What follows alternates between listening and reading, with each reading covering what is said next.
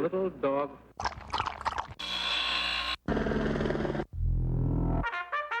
Two.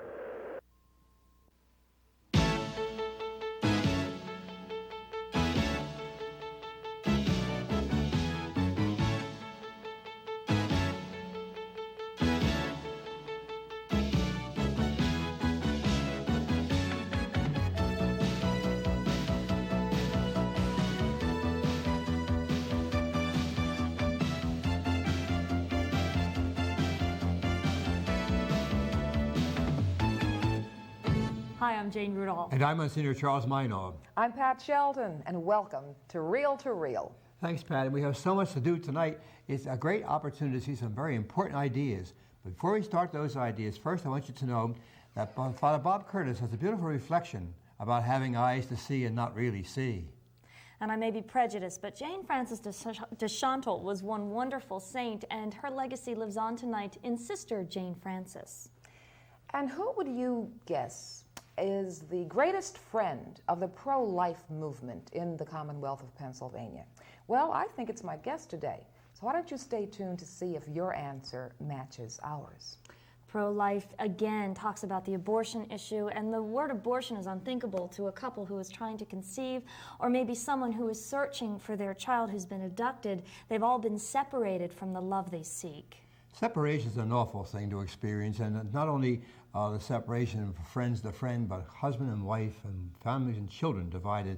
But you know, we ought to look at separations. Many times, separations can be healed and made certain before they even take place.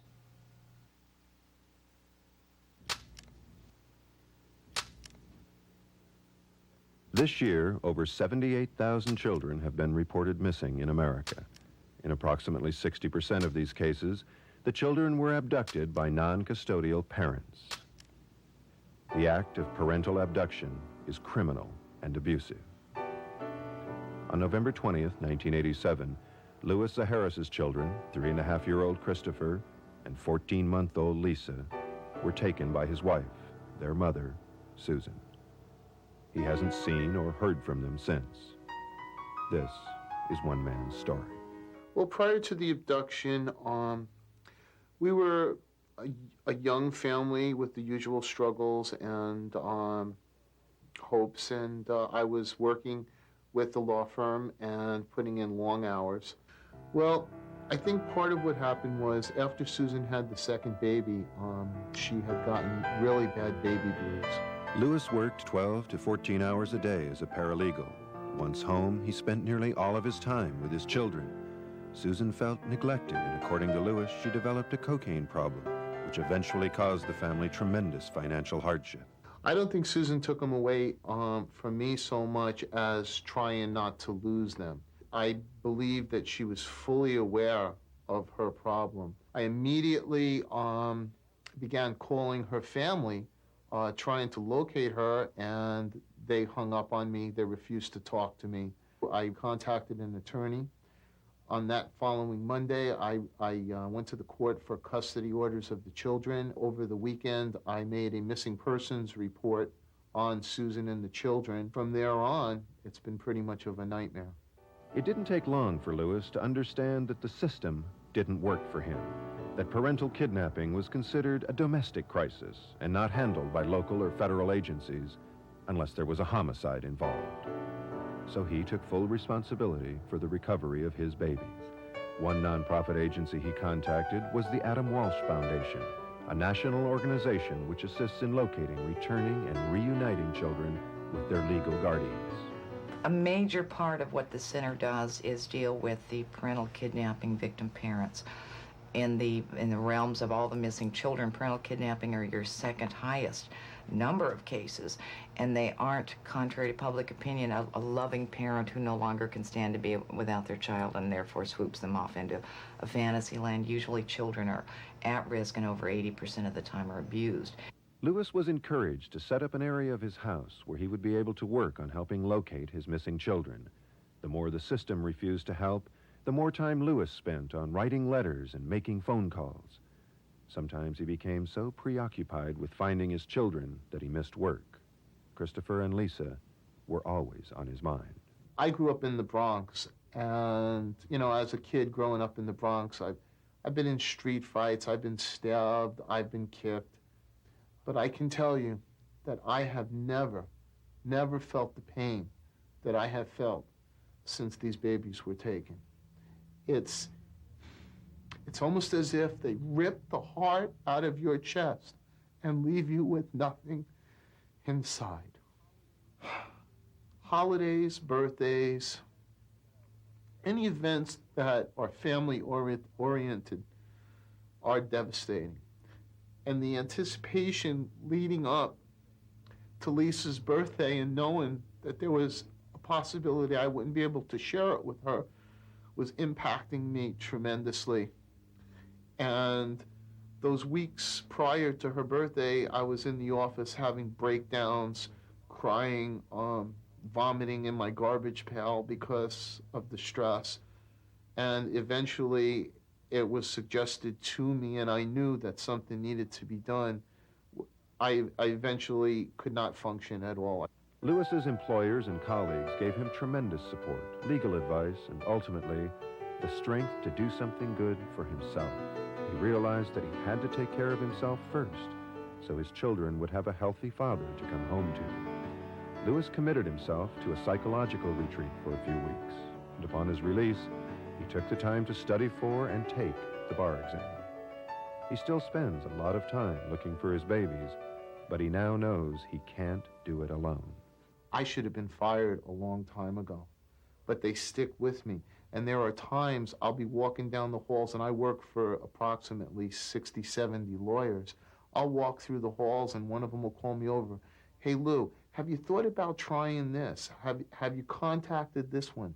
It's like I have a team behind me, and there are family support groups within the center that works with the center. For example, Parents of Abducted Children is a group where we go and we exchange ideas and also listen to other people's sadness and try and work with them. I get cards from people all over the country who know of our plight and who say, we're with you if there's anything we can do. I want them to come home to a dad who can fulfill every need that they have. And that means to establish a place in the community, as a lawyer, to establish a home for them, and to give them the things that I unfortunately had to give away. So in Lewis's case, we can start preparing Lewis for this is what's going to happen. These are the papers that you needed to be, to have ready, as well as you need age-appropriate clothing and toys. Your children are not babies anymore. I think the only thing inside me is this love that I have for these babies. I think about their faces, and I remember the things that my son would say to me. Like when I would leave for work in the morning, he would say, Daddy, you going to work? I'd say, yeah, Chris. He'd say, Daddy, you don't belong. You come home soon. And I'd say, okay. I'm going to come home for him, and he's going to come home for me. I am going to see them again, and I just keep listening to his voice, and I will find him. That's my strength. There's like not a day that doesn't go by that I don't say, please, God, help us, and all. And I know that this is my time, this is my test, and I'm willing to undergo it. But sometimes you despair, and sometimes you say, how can you do this to us? Or, you question it, yet it passes. And I believe that God knows what he's doing, and I'll just keep praying. But unfortunately, this is such an earthly matter. It's a problem created by people. God had no hand in this. This is one man's story, but it could be any one of thousands of other stories where children have been abducted by a parent. Hope is sustained through perseverance and prayer. Every day, children do come home. It's very important when your friends are in trouble that you really do what you can to assist and to help. Don't abandon them. Please be a friend tonight and continue on with Reel to Reel.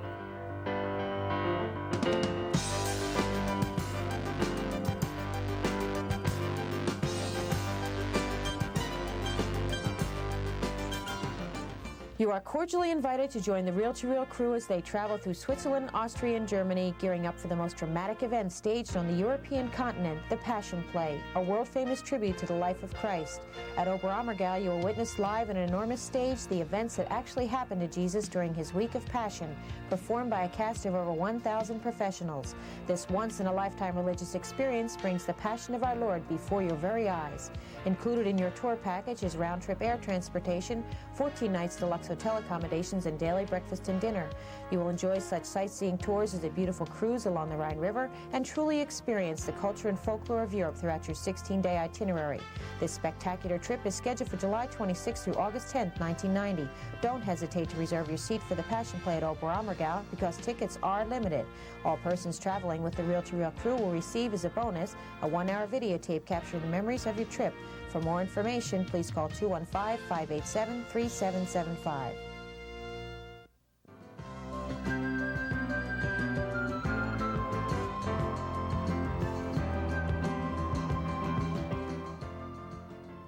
Without a doubt, he's been called, and he is, one of the pro-life movement's staunchest allies.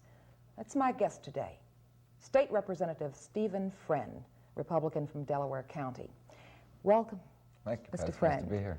Now, you are the author, or the primary author, of what some people have called the toughest anti-abortion state legislation in this country. Isn't that right?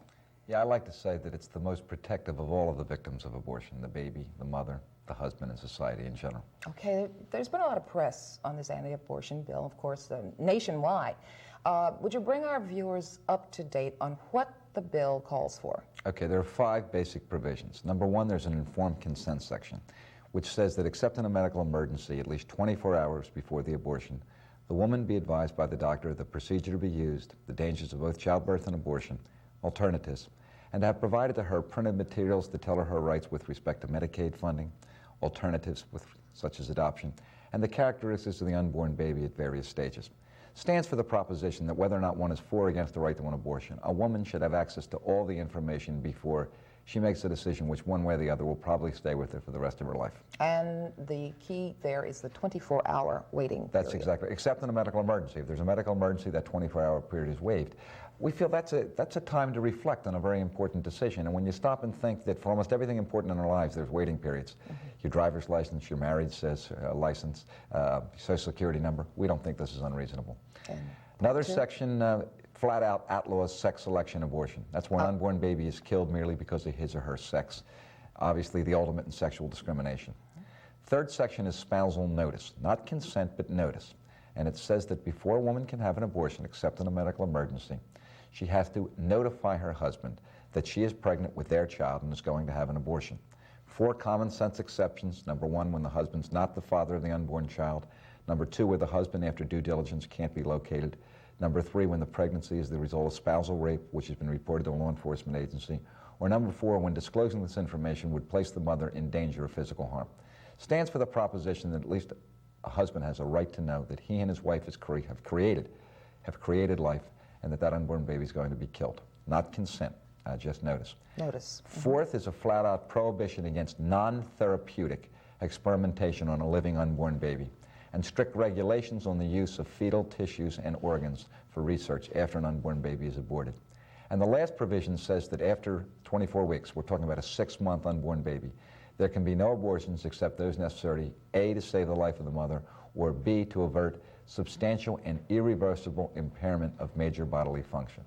That's the 5 major provisions, and I've consistently said that whether or not one is for or against the right to an abortion, a rational person will be hard-pressed to oppose any of these moderate, common-sense provisions.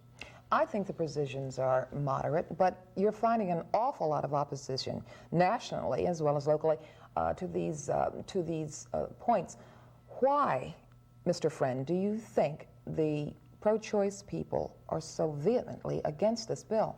Those who support abortion want the law to be exactly what it is right now. Under Roe versus Wade, a woman can have an abortion at any time, including 30 seconds before she's due, for any reason. But remember, there's another factor here too, especially the 24-hour waiting period. Let us never forget that abortion is an industry. Abortion clinics, by definition, have to perform abortions to stay in business.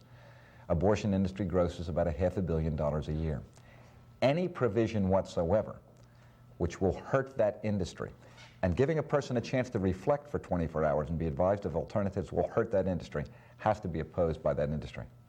This bill has been passed by the House and the Senate, and Governor Casey has signed it. That's correct. And it's due to go into effect when? January 17th, 60-day waiting period before after the governor signs And it. at that time, you expect legal challenges? I'm not sure, because it's different this time. Up until now, you We don't always have a lot know. of time to hear it, but we should stay tuned to this vital issue. Keep your eyes and ears alert, everyone, and we'll see how Pennsylvania, who is spearheading this anti-abortion legislation, will fare. The author of the legislation, our guest today, Representative Stephen Friend. Thank you so much for being with us. Thank you. It's very easy for us to separate ourselves from the right to know something. Continuing education is important, and Representative Friend tells us that. You must be learning. We can learn too through the vast library now of your local VCR store. And that leads us to Joe O'Neill, because now in Vintage VCR, he's going to prove to us that a trip back in time doesn't have to be Back to the Future. When you become a senior citizen, would you like to go back to that place where you were born and raised? Are those memories of your childhood days ripe or raw? If this thought intrigues you, there's a wonderful movie on home video called The Trip to Bountiful, starring the amazing actress Geraldine Page. Geraldine Page plays Mother Watts, a senior citizen living with her son in the 1940s. At her old age, she desperately wants to see a place called Bountiful, the hometown of her early memories. But like many of the elderly, when medical problems hit, Mother Watts is in need of her son's care. But she needs to revisit Bountiful for peace of mind. For at Bountiful, she can come to terms with all that is right in her life as she ends the year of her own. The Trip to Bountiful is an uplifting story. Mother Watts is a spiritual woman who gets great joy just from singing a favorite hymn to herself. There are tears in this movie, regrets, memories that need healing. And in this scene from The Trip to Bountiful, Mother Watts shares an early childhood memory with her son, played by actor John Hurd. Yesterday, I dressed you and took you outside, and there was an old dog howling away someplace, and that scared you, and I held you, and you just trembling with fear, and you said someone told you that when a dog howled, a person was dying somewhere. And I held you close to me, and then you asked me to explain to you about dying. And I said, you're too young to worry about things like that for a long time to come. It's funny the things you think of when you can't sleep. I was trying to think of that song I used to like to hear you sing. Oh, what was that, Sonny? I don't remember the name. I just remember I'd always laugh when you'd sing. Oh, that old song. That was,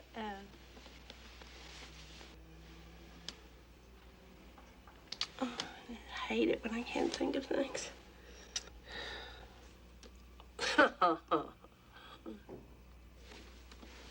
Hush, little baby, don't say a word, 'cause Mama's going to buy you a mockingbird. And if that mockingbird don't sing, Mama's going to buy you a diamond ring. I used to think I was going to buy you the world back in those days. I remember remarking that to my papa. He said the world can't be bought. Didn't really understand what he meant by that then. The Trip to Bountiful will enrich your love of the people and places of your past and those you hold dear to your heart. The Trip to Bountiful is rated PG, and the United States Catholic Conference okays the film for adults and adolescents. This is Vintage VCR. I'm Joe O'Neill.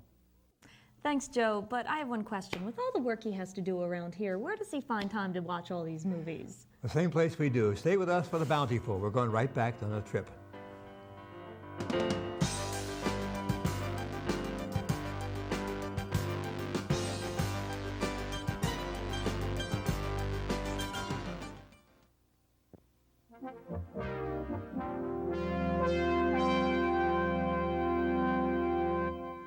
Strong and ever-growing rich in faith, the Diocese of Trenton has been serving the needs of many since it was established in 1881. In the 1700s, it was a constant struggle for our forefathers to plant the seeds of our faith at a time when Catholics were persecuted and had little rights, if any, to practice their religion. Responding to the increasing Catholic population in New Jersey in 1814, John Baptist Sartori, a layman and envoy from the Holy See to the United States, helped establish the first Catholic parish in the state, the Church of St. John in Trenton. Today, the diocese supports many schools, a hospital, varied social and charitable services, and institutional programs. Serving almost 600,000 Catholics in 4 counties, the diocese continues to respond to the needs of the times. For the Catholic Bicentennial Minute, I'm Bishop John C. Reese.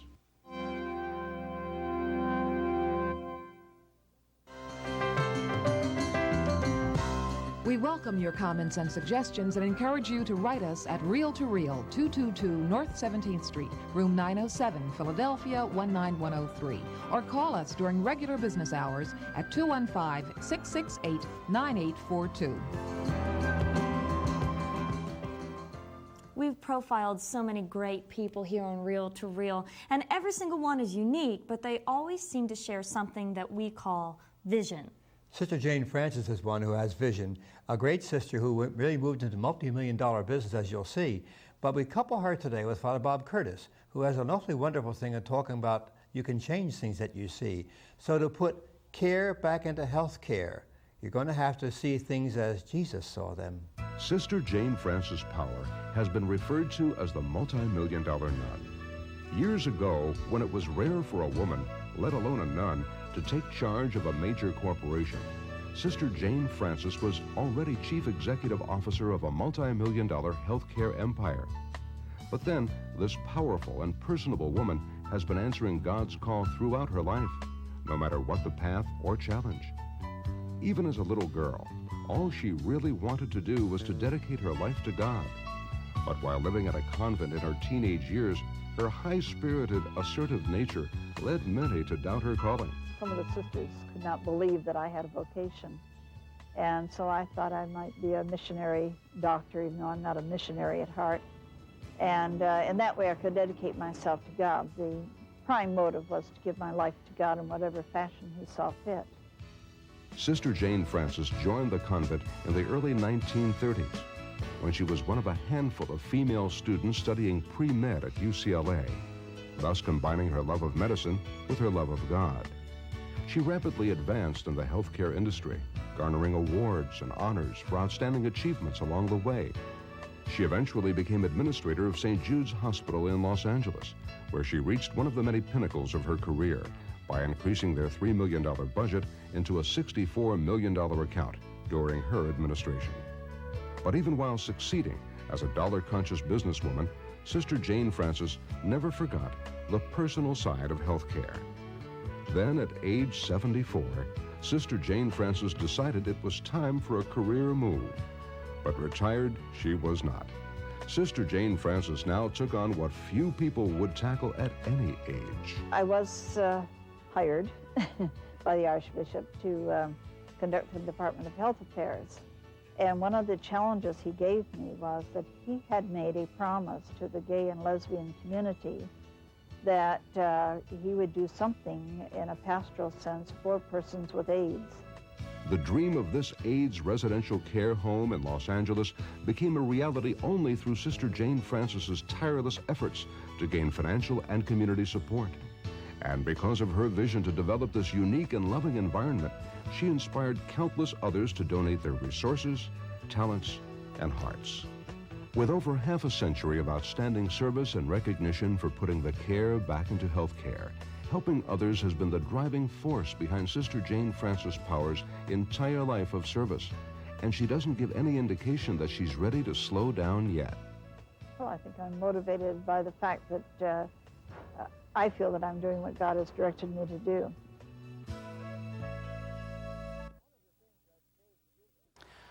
One of the things that faith gives to people is extra eyes. Faith actually gives people extra eyes, and with those extra eyes, they can see in the dark. The eyes of faith see with infinite range. They sweep the cosmos brush aside every vast universe and leap over time itself.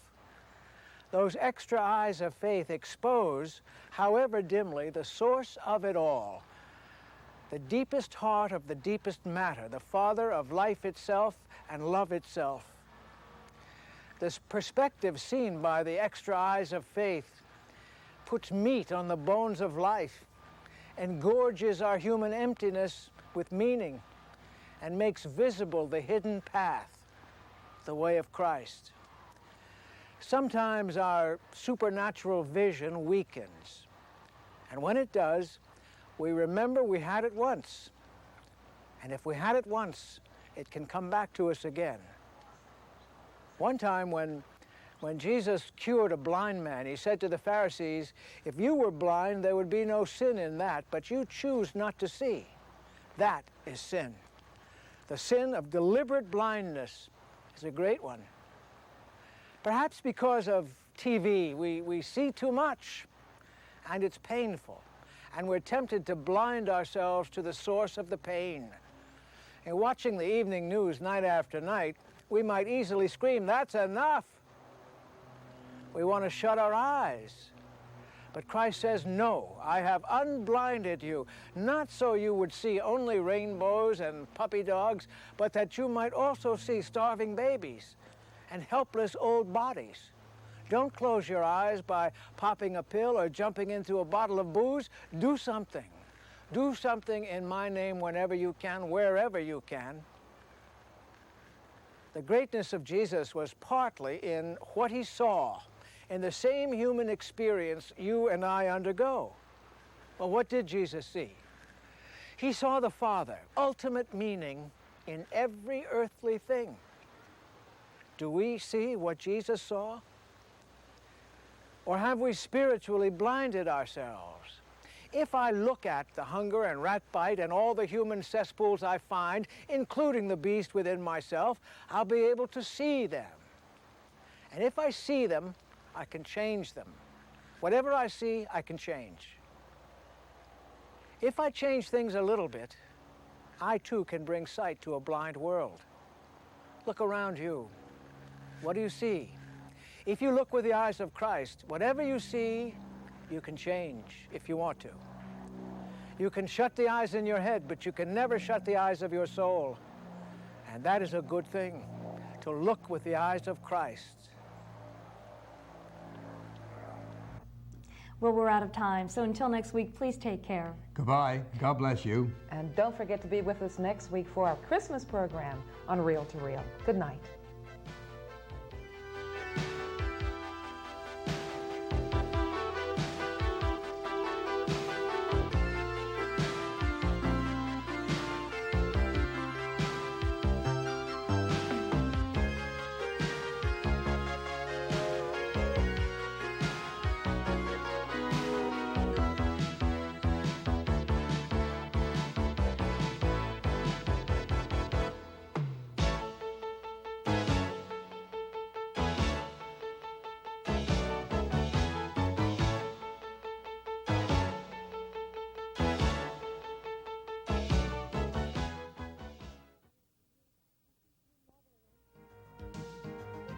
Travel arrangements for Reel to Reel by Atkinson and Mullen, Newtown Square, PA, 215-359-5980.